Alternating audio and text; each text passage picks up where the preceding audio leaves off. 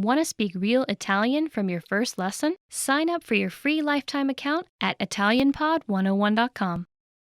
Hello everyone, welcome back to ItalianPod101.com. My name is Daisy, mi chiamo Daisy, and in this video we're gonna talk about Italian stereotypes. Gli stereotipi italiani. Gli stereotipi italiani.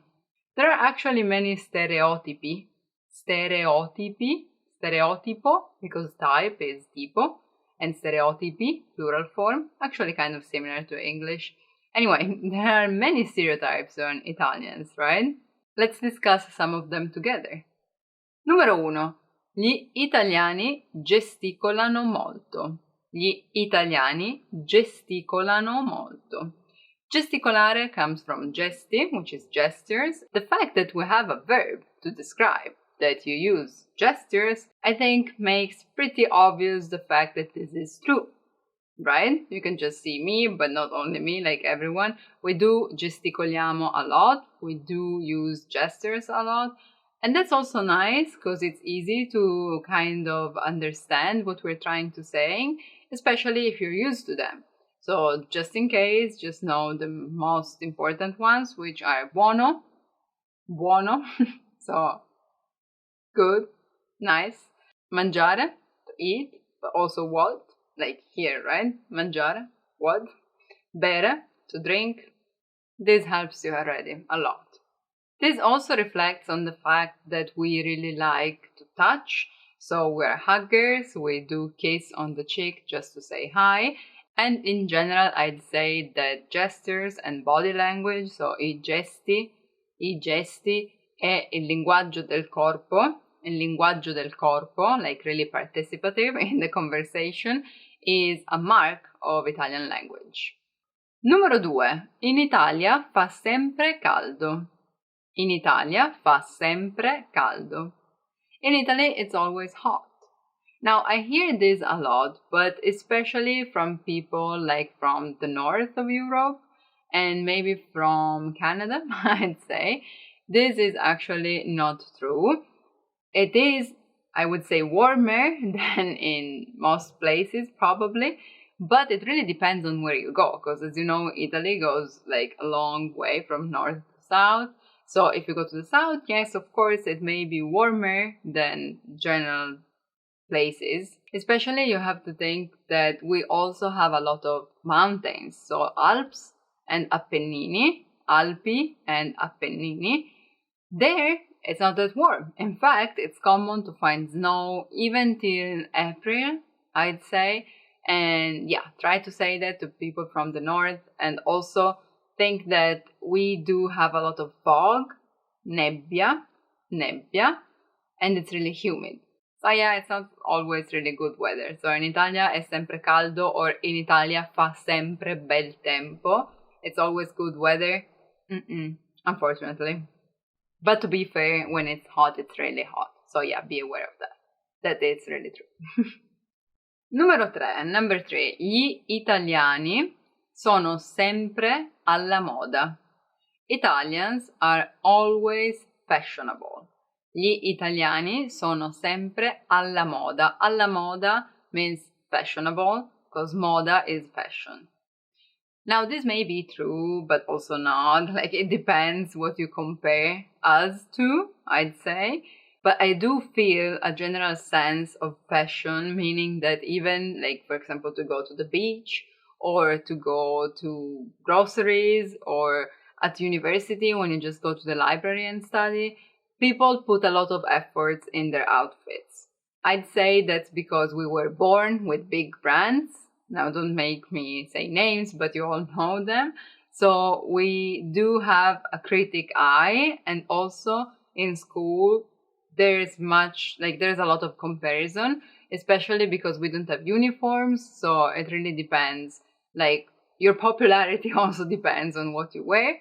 And it's interesting to notice that in Italy, a lot of men as well pay very much attention to fashion.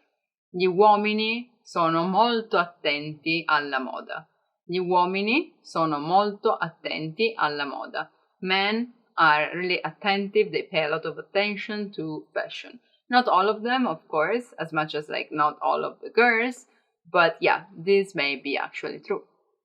This doesn't reflect only on clothes though, but also on makeup and hair. So another thing that is kind of linked to this is that gli italiani non escono mai con I capelli bagnati. Gli italiani non escono mai con I capelli bagnati. So Italians never go out with wet hair. This is true not only to be fashionable, because it kind of gives you a messy look, like if you have wet hair, but also because we do believe that you may get a cold if you do so. So yeah, that's kind of linked, but not only. But anyway, that's another true thing. Numero 4, number 4, a sore point. Gli italiani non sanno guidare. Italians can't drive. Non sanno guidare. Guidare is to drive. Now, this is tricky because I heard a lot of foreign people coming to Italy and be like, you guys are crazy.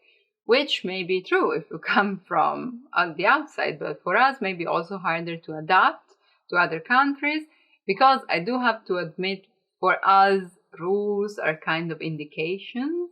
So, yeah, for example, we speed a lot.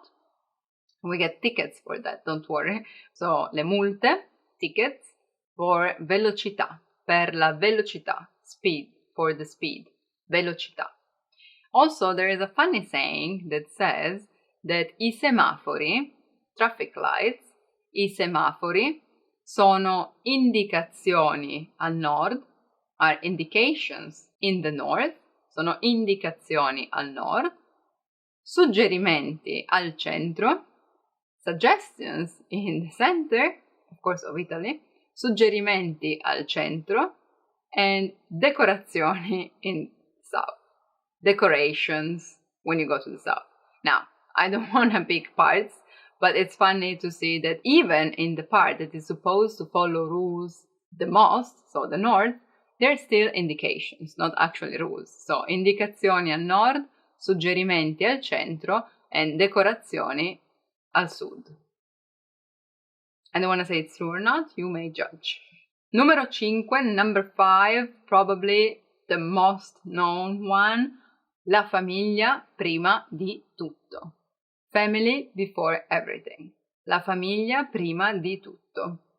Of course, this is true. Of course, it does depend, like, to what extent to families, but in general, it is true. And I'd say not only because we spend a lot of time with them, not only because of long lunches and Sundays spent together, but there is also the mammone fact. Mammone fact. So, you know, mamma is mother, and we always say la mamma è sempre la mamma. So the mother is always the mother, the mom is always a mom. Doesn't mean that the mom is gonna be always a mother being like caring for the kids, which of course goes without saying. But here the fact is that for the son and daughters, but especially for the son, the mother is the best that there is. It's the most important figure in his life. That's what we mean when we say la mamma è sempre la mamma.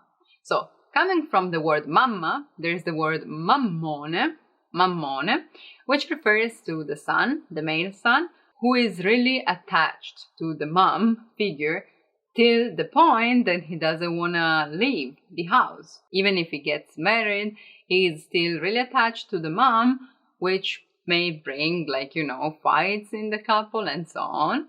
In fact, la figura della suocera, the figure of the mother-in-law, is really present in Italian families.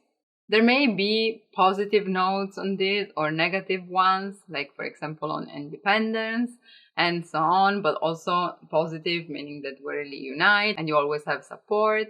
And yeah, it's not my place to say it's good or bad, but I can say that this is true. La famiglia, if not prima di tutto, before anything, I'd still say è molto importante. It's really important. Those were just 5 stereotypes on Italians and Italy in general.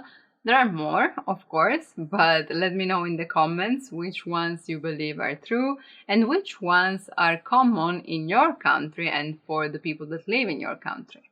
I don't want to believe we're alone in this. Please, guys, let me know in the comments.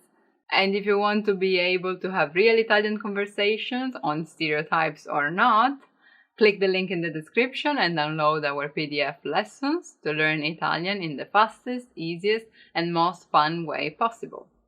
Thank you for watching. I'll see you soon. Bye bye. Ciao ciao.